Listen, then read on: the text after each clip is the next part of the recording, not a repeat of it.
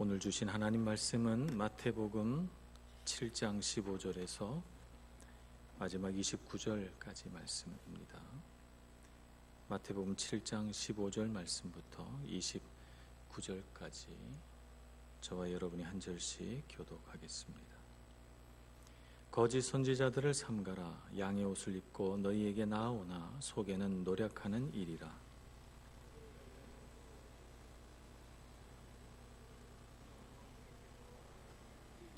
이와 같이 좋은 나무마다 아름다운 열매를 맺고 못된 나무가 나쁜 열매를 맺나니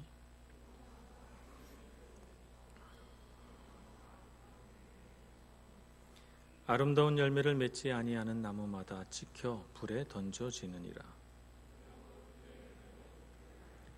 나더러 주여 주여 하는 자마다 다 천국에 들어갈 것이 아니요 다만 하늘에 계신 내 아버지의 뜻대로 행하는 자라야 들어가리라.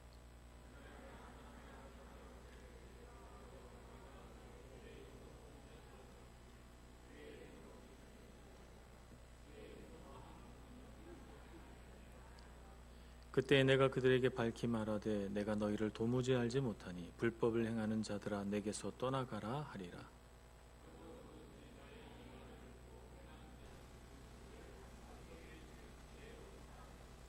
비가 내리고 창수가 나며 바람이 불어 그 집에 부딪히되 무너지지 아니하나니 이는 주추를 반석 위에 놓은 까닭이요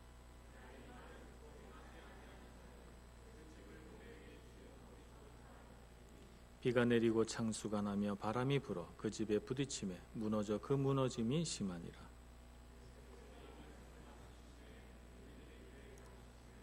다같이 이는 그 가르치시는 것이 권위 있는 자와 같고 그들의 서기관들과 같이 아니함일러라. 아멘. 우리 신앙 생활에 있어서 중요한 요소들이 참 많이 있습니다만 우리 신앙생활에 있어서 정말 중요한 요소 가운데 하나는 분별이라고 하는 요소입니다. 분별하는 사람인가 아니면 분별하지 못하는 사람인가에 따라서 우리의 신앙생활의 질이 달라지고 가는 길이 달라질 수 있다, 이렇게 볼 수 있습니다. 내 삶에서 하나님의 뜻이 무엇인가 분별해야 합니다. 하나님의 관점은 어떤 것인가?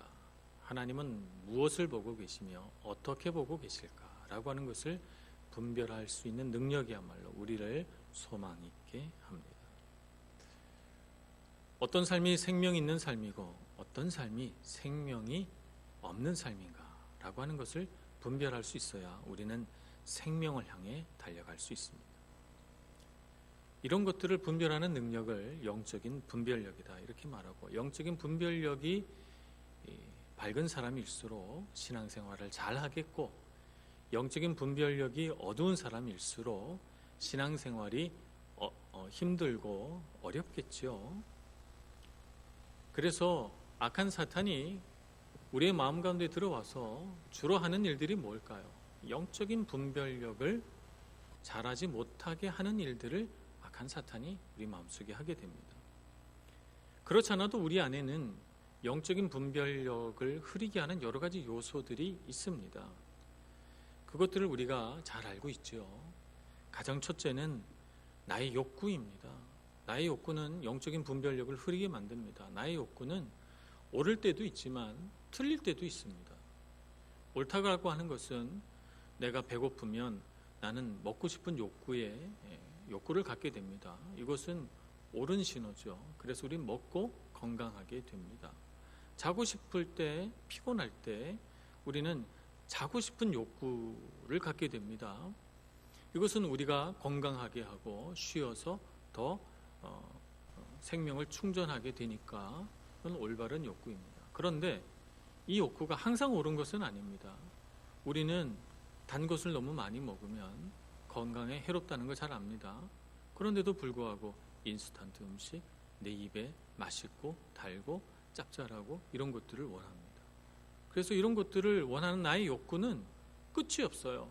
스톱되지 않아요. 그래서 내 욕구를 따라서 계속 살게 되면 결국에는 나의 욕구가 나를 해치게 되죠. 내 욕구는 항상 옳지 않습니다. 이 사실을 아는 사람이 분별력을 가지고 나의 욕구, 자신의 욕구를 다스릴 수가 있는 것입니다. 세상의 기준, 사람들의 말도 우리의 영적인 분별력을 흐리게 합니다. 세상 사람들에게 내 인생을 어떻게 살아야 되느냐고 우리가 상담도 하고 물어도 보지만 어떻습니까? 세상 사람들은 각기 저마다 자기 소견에 옳은 대로 우리에게 충고하지 진심으로 내 인생을 걱정해서 끝까지 내 인생과 같이 해줄 사람 세상에 잘 없습니다.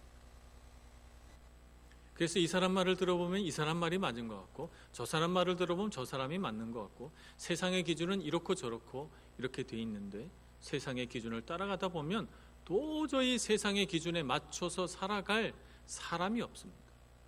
그렇기 때문에 세상의 기준, 사람들의 말을 따라가다 보면 이랬다가 저랬다가 갈피를 못 잡게 되고 내 마음은 혼란스럽게 되고 결국에는 영적인 분별력을 완전히 잃어버리고 삶의 미로 속에 빠져버리게 되는 것입니다. 사단도 또한 우리의 영적인 분별력을 흐리게 하고자 합니다. 고린도 후서 11장 14절 말씀에 보면 사단은 광명의 천사로 가장한다고 합니다. 11장 14절 15절 이것은 이상한 일이 아니니라. 사탄도 자기를 광명의 천사로 가장하나니 그러므로 사탄의 일꾼들도 자기를 의의 일꾼으로 가장하는 것이 또한 대단한 일이 아니니라. 그들의 마지막은 그 행위대로 되리라. 사탄도 자신을 광명의 천사로 가장해서 우리에게 나타나서 우리를 짐짓 위하는 척하고 우리에게 생명을 주는 척하고 우리에게 나타나서 우리를 미혹합니다. 우리의 눈이 어두워지게 하는 것입니다. 분별력이 흐려지면 어떻게 될까요? 생명의 길로 가지 못합니다. 오늘 15절 말씀 앞에 있는 13절, 14절 좁은 문, 넓은 문의 이야기가 그 유명한 말씀이 있습니다. 좁은 문으로 들어가면 생명을 얻고 넓은 문으로 들어가면 멸망의 길로 가게 됩니다. 자, 그렇다면 넓은 문이 나타나면 여기는 멸망으로 가는 길이구나 생각하고 돌이키면 되고 좁은 길이 나타나면 좁은 문을 보고 여기는 생명으로 가는 길이구나 생각해서 가게 됩니다. 이렇게 쉬운 것이라면 좁은 문 앞에 사람들이 장사진을 치지 않겠습니까? 그럼 좁은 문 앞에 교통체증이 일어나서 한 줄로 쫙 서서 그 길로 들어가느라고 인산인해가 돼 있을 것입니다. 그런데 예수님은 어떻게 말합니까? 멸망으로 인도하는 문은 크고 그 길이 넓어 그리로 들어가는 자가 많고 생명으로 인도하는 문은 좁고 길이 협착하여 찾는 자가 적음이라고 했습니다. 이 쉬운 분별을 하지 못해서 멸망으로 인도하는 문에 사람들이 줄을 서서 멸망으로 인도하는 길로 가고 생명을 얻는 길로는 놀랍게도 매우 적은 숫자만 들어가기 때문에 좁은 문 좁은 길은 결코 교통체증이 일어나지 않습니다. 오히려 너무나도 뜨문뜨문 지나가니까 이 길이 생명을 얻는 길이 맞나 생각하고 두려워하면서 걸어가게 돼 있습니다. 영적인 분별력이 흐려지면 사람들 말을 쫓아서 세상이 우리 보고 가라는 대로 걸어가게 되고 이렇게 많은 사람들이 가니 설마 이 길이 죽는 길일까 생각하면서 서로 손잡고 어깨동무하고 죽으러 가는 것입니다. 오늘 우리는 어떻게 가야 됩니까? 좁은 길로 가야 되고 좁은 문으로 들어서야 하고 생명을 얻는 길로 가야 하는 것입니다. 그렇게 되려면 영적인 분별력을 바로 세우지 않으면 올바른 분별력을 갖지 않으면 너무나도 쉽게 세상 사람들이 가는 대로 넓은 문, 넓은 길로 가게 되는 것입니다. 오늘 15절에서는 이런 우리의 영적인 분별력을 흐리게 만들려고 거짓 선지자들도 나타난다고 합니다.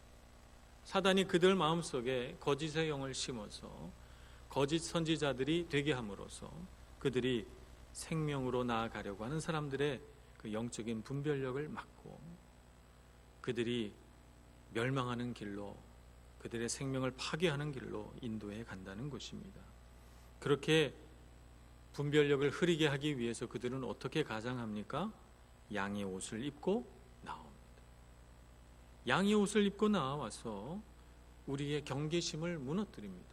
그들이 갖고 있는 본래의 속성, 해치고 잡아먹으려고 하는, 멸망으로 가게 하려는 그들의 속성, 그들의 길고 뾰족한 이빨을 양의 옷 속에 감추어 두는 것입니다. 그렇게 하고는 짐짓 진리를 가르치는 척하면서 진리와 비진리를 섞어서 가르칩니다. 비진리만 가르치면 우린 절대 속지 않아요.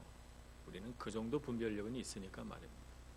근데 우리를 속게 만들려고 진리와 비진리를 교묘하게 섞어서 우리에게 가르칩니다. 맞는 것 같은데 아닌 것 같기도 하고, 이렇게 가르치는 것입니다. 경건에 관한 교훈을 파괴합니다. 우리는 경건 생활을 해야 합니다. 우리 사람이라고 하는 존재는 훈련이 필요합니다. 근데 훈련되지 못하게 합니다. 얄팍한 신앙, 짜릿한 신앙, 그 순간 탐닉해 들어갈 수 있는 이 말초적인 신앙으로 우리를 자꾸 인도해 가려고 합니다. 경건이라고 하는 것은 수고가 필요하고 힘이 들어야 하고 진리의 말씀을 뒤따르려고 하는 의지가 필요한데, 의지 대신 가만히 앉아서 하나님이 받아 먹여 주시는 은혜만 먹고 살으라고 그렇게 우리를 유혹합니다. 거짓의 영으로 성령의 열매를 모방해서 짐짓 자기는 굉장히 은혜롭고 경건한 사람인 척하나 그러나 삶은 뒤따르지 않는 굉장히 위선된 삶의 모습을 보여주는 것입니다. 그래서 이 거짓 선지자들을 분별하기 위해서 예수님은 한 가지만 말씀하십니다. 열매가 있는가 보라는 것입니다. 열매가 있는가. 16절 말씀. 그들의 열매로 그들을 알지니 가시나무에서 포도를 또는 엉겅퀴에서 무화과를 따겠느냐. 가시나무도 엉겅퀴도 열매가 없습니다. 열매가 있는가 보라는 것입니다. 두 번째는 열매가 있어도 열매에도 품질이 있다는 것입니다. 17절 말씀. 이와 같이 좋은 나무마다 아름다운 열매를 맺고 못된 나무가 나쁜 열매를 맺나니 열매를 맺어도 주의 깊게 살펴보라. 아름다운 열매인가 나쁜 열매인가 구분을 할 수 있어야 된다는 것입니다. 그러니까 우리가 거짓 선지자를 분별하려면 그들의 말과 삶을 잘 들여다보고 열매가 있는가 먼저 보아야 하고 열매가 아름다운가 분별해야 한다는 것입니다. 이렇게 하려고 하니까 시간이 걸립니다. 거짓 선지자들을 분별하는 데는 시간이 걸립니다. 많은 그리스도인들이 시간을 들여서 분별하고 경계하고 그렇게 하지 못하고 일시적인 유혹에 넘어지고 엎드려져서 올바른 신앙생활의 길로 가지 못하는 것을 보면 참 안타깝습니다. 사람을 볼 때 우리가 분별을 할 때 말과 삶을 통해서 시간이 걸리더라도 열매가 있는지 잘 살펴보고 악한 자가 거짓 선지자들이 우리를 미혹하지 못하도록 우리의 눈을 분별력 있게 바로 세워야 할 줄로 믿습니다. 그런데 우리의 삶 가운데는 우리 분별을 어렵게 하는 여러 가지 일들이 참 많이 있습니다. 세상 사람들은 우리의 분별력이 아주 선명해지는 것을 좋아하지 않습니다. 악한 사단이 그렇게 사람들의 마음에 이런 생각을 심는 것이죠. 그래서 분별을 어렵게 합니다. 나무는 참 좋은데 열매는 좋지 않구나 이렇게 말한다든지, 나무는 좋지 않은데 열매는 참 좋구나 이렇게 말한다든지, 이런 일들이 있다는 것입니다. 예수님의 생각은 18절 말씀, 좋은 나무가 나쁜 열매를 맺을 수 없고 못된 나무가 아름다운 열매를 맺을 수 없다고 그렇게 말하는데도 말입니다. 우리는 그렇게 말합니다. 신앙은 참 좋은데 성격이 조금 모난 게 흠이야 이렇게 말합니다. 행동은 저렇게 해도 마음은 착해 이렇게 말합니다. 그게 어떻게 그럴 수가 있습니까? 신앙이 좋은데 어떻게 성품이 자라지 않습니까? 행동이 올바르지 못한데 어떻게 착합니까? 이게 논리적으로 맞습니까? 아닙니다. 그렇게 될 수가 없습니다. 우리가 산상수훈을 5장에서부터 7장까지 쭉 공부해 왔습니다. 팔복이 선언이 되고 비판하지 말라는 말씀을 우리가 들었고, 이 세상 먹을 거, 마실 거, 입을 것에 연연하지 말고 하나님의 나라와 의를 이루면서 추구하면서 살으라고 한 말씀을 들었습니다. 신앙생활의 여러 요소들을 다 우리가 5장, 6장, 7장을 통해서 배웠습니다. 이런 삶을 살아가는 사람이 신앙은 좋은데 성격이 괴팍할 수 있습니까? 이런 사람이 착한 사람인데 행동을 못되게 할 수 있습니까? 아닙니다. 그런 모순된 일은 결코 일어날 수 없습니다.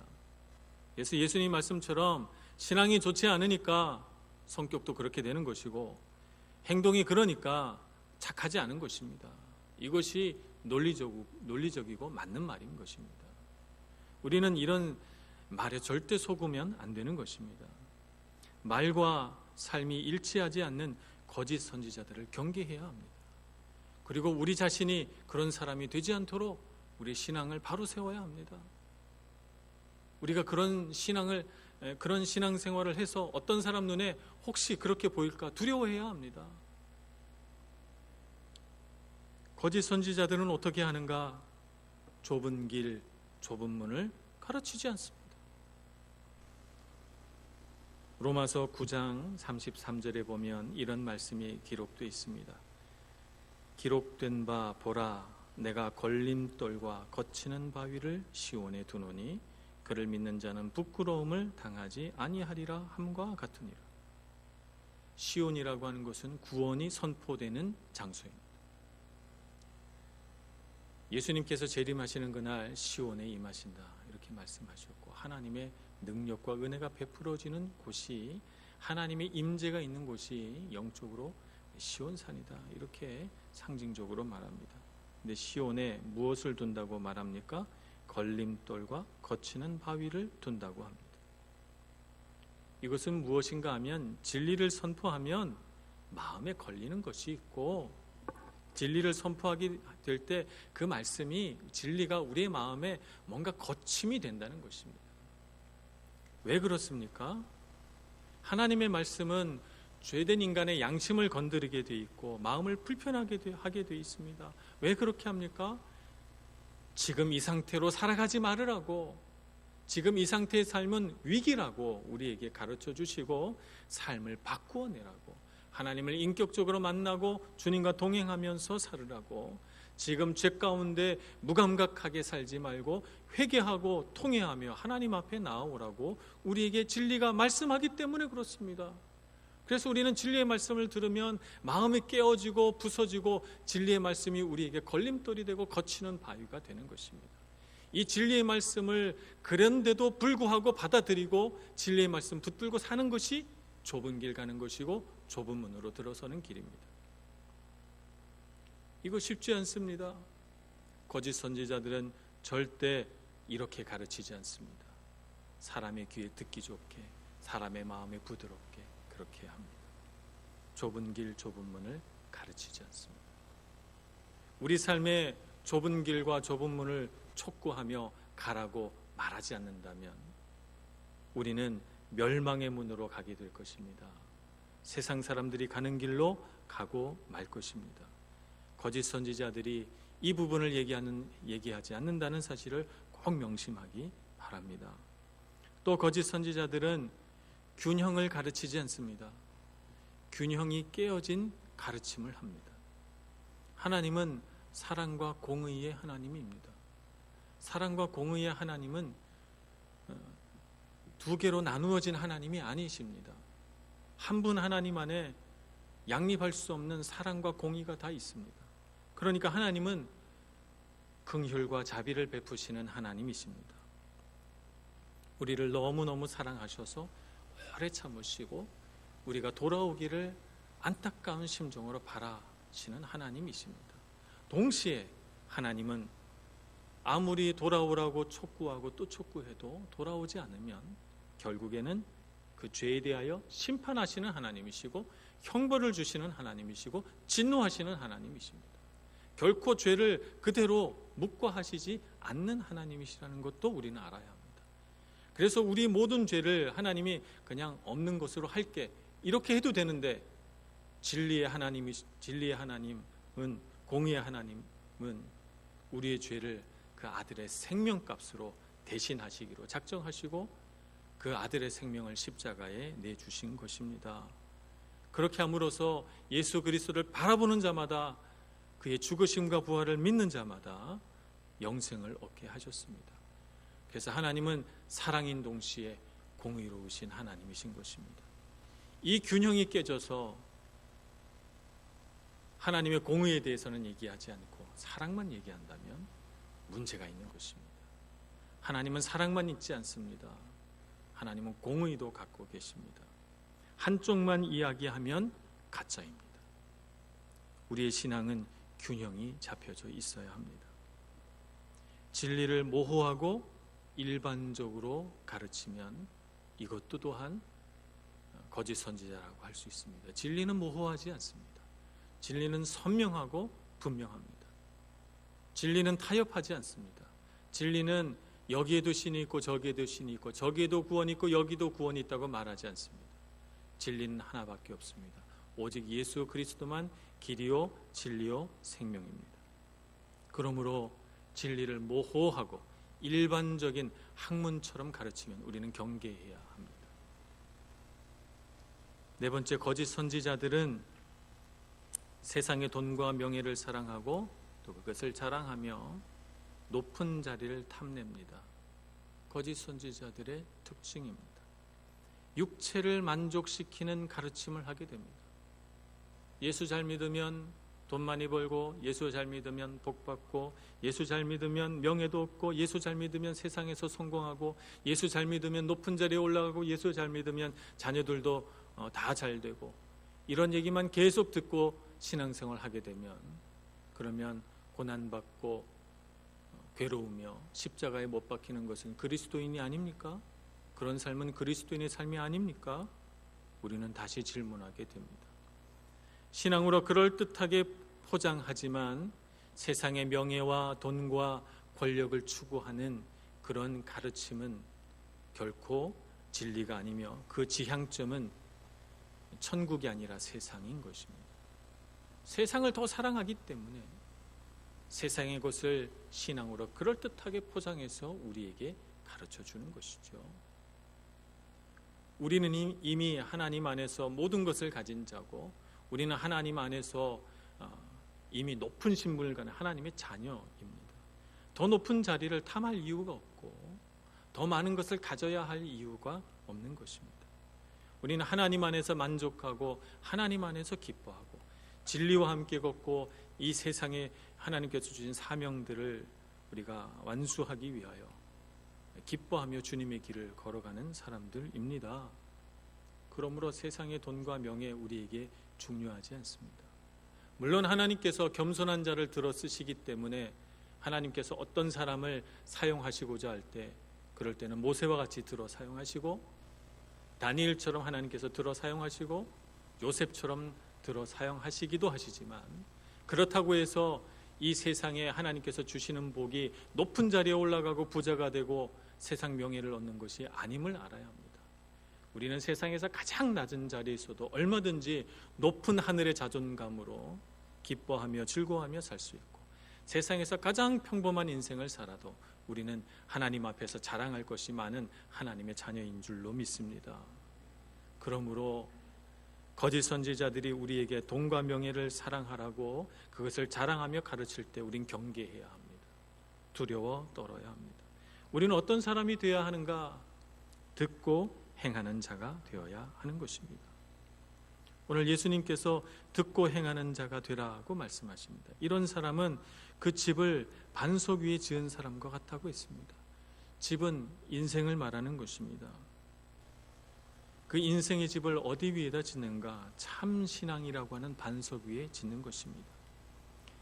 나의 말과 내가 깨닫고 아는 것과 나의 삶이 일치된 삶, 그리고 일치시키려는 삶, 그것을 위해 분투하는 삶이 바로 반석 위에 인생을 지어가는 삶인 것입니다. 참 신앙은 듣는 것에 있지 않습니다. 행하는 것에 있습니다. 많은 사람들이 진리의 말씀을 듣습니다. 어떤 사람은 듣고 행하지 않고, 어떤 사람은 듣고 행합니다. 어떤 사람이 참신앙을 가진 사람입니까? 듣고 행하는 자입니다. 똑같은 진리의 말씀을 들었으나 행하지 않는다면 그는 자기가 들은 것 가지고 자랑할 것입니다. 행하지 않은 자기의 삶을 숨겨야 할 것입니다. 그러므로 그의 삶에는 거칠애가 뒤따르고 위선이 뒤따르게 됩니다. 들은 것으로 머리에는 지식이 가득하나 삶은 뒤따라가지 않음으로 인해서 날마다 자기는 부족하다고 스스로 찌르지만, 양심의 가책을 받지만, 그러나 사람들 앞에서는 짐짓 신앙이 있는 척해야 되기 때문에 이 삶은 모래 위에 지은 집과 똑같습니다. 인생의 위기가 와서 바람이 불고 창수가 일어나 집에 물결이 부딪혀 올 때 모래 위에 집을 지은 사람은 인생의 고난과 위기 앞에서 속절없이 자기 인생이 무너지는 것을 경험하게 될 것입니다. 우리는 그런 인생을 사는 사람들을 많이 보아왔습니다. 우리는 그렇게 살면 안 됩니다. 우리는 우리의 말과 우리의 깨달음과 우리의 삶을 일치시켜야 하고 반석 위에 우리 인생의 집을 지어야 할 것입니다. 그러니 예수님께서 가르치신 이 귀한 산상수훈의 말씀 5장, 6장, 7장의 말씀을 우리가 듣고 참 좋은 말씀이네 라고 지나간다면 우리 삶에 무슨 유익이 있겠습니까? 이 말씀대로 어떻게 하면 살 수 있을까? 어떻게 하면 이 말씀이 나의 삶 가운데 들어와서 내 삶의 능력이 될까? 라고 하는 것을 생각하면서 말씀대로 살아가려고 애쓰시고 분투하시는 여러분들 되시기를 축복합니다. 그러므로 우리의 신앙생활은 연속적인 영적인 전쟁입니다. 거짓 선지자들이, 악한 사단이 우리에게 와서 우리의 영적인 분별력을 어둡게 하고 세상 기준으로 우리 자신의 욕구로, 때로는 사단의 미혹으로 우리의 마음을 흔들어서 하나님의 뜻을 분별하지 못하게 하고 넘어지게 할 때 우리는 분연히 일어나 영적인 군사가 되어 영적인 싸움들을 해 나가야 하는 것입니다. 진리의 말씀을 따르는 것은 역설적인 과정을 거쳐야 합니다. 우리가 정말 받는 것을 원합니다. 우리는 받는 것을 좋아합니다. 그러나 주님은 주라 이렇게 가르치십니다. 줄 때 감당할 수 없는 하나님의 은혜가 우리에게 임하는 것을 경험합니다. 우리는 우리의 권리를 주장하고 싶습니다. 나의 권리가 침해되는 것 견디지 못합니다. 그러나 하나님은 우리에게 이렇게 가르치십니다. 내 발에서 신을 벗으라. 우리의 권리를 내려놓을 때 하나님께서 말할 수 없는 은혜와 능력으로 우리에게 채워주셔서 우리를 높은 자리로 올려주십니다. 세상은 우리에게 살으라고 가르칩니다. 그래서 열심히 살려고 해보지만 점점 죽을 것 같은 인생이 됩니다. 그런데 주님은 우리 보고 죽으라 말씀하십니다. 십자가에 너의 옛사람을 못 박고 죽으라. 죽어야 산다고 말씀하십니다. 그래서 우리가 주님 앞에 나의 옛사람을 다 내려놓고 내가 하고 싶은 거, 내가 바라는 거 다 내려놓을 때 오히려 하나님께서 말할 수 없는 큰 은혜와 축복으로 우리 인생에 복 주시는 것을 경험하게 되는 것입니다. 훈련된 신앙인이 되어야 합니다. 훈련이란 무엇인가? 하나님의 은혜에 대한 성도의 거룩한 반응입니다. 우리에게 거룩한 반응이 있어야 되겠습니다. 하나님이 주신 은혜가 있다면 그 은혜 앞에 거룩하게 반응하여 말씀대로 살겠다고, 우리가 들은 대로 행하며 살겠다고 결심하시고, 산상수훈의 이 귀한 말씀이 헛되이 이쪽 귀로 들어왔다가 이쪽 귀로 나가지 않고 내 마음과 심령에 꼭꼭 쌓이고 내 마음판에 새겨지는 역사가 일어나서 말씀대로 살아가시는 훈련된 주님의 제자가 다 되어 가시기를 간절히 축원합니다. 기도하겠습니다. 자비로우신 하나님 아버지, 주님의 은혜를 우리에게 더하여 주시옵소서. 우리는 연약하고 때로 넘어지고 참으로 피곤한 인생 가운데 우리의 심령은 메말랐으나 하나님께서 우리와 함께 하시고 우리에게 은혜 주시는 줄 믿고 광야와 같은 이 세상 속에서 주님 바라보며 다시 일어섭니다. 주님, 우리의 발걸음을 인도하여 주시고 진리의 말씀 따라 좁은 문, 좁은 길 걸어가도록 은혜 내려 주시옵소서. 예수님의 이름으로 기도합니다.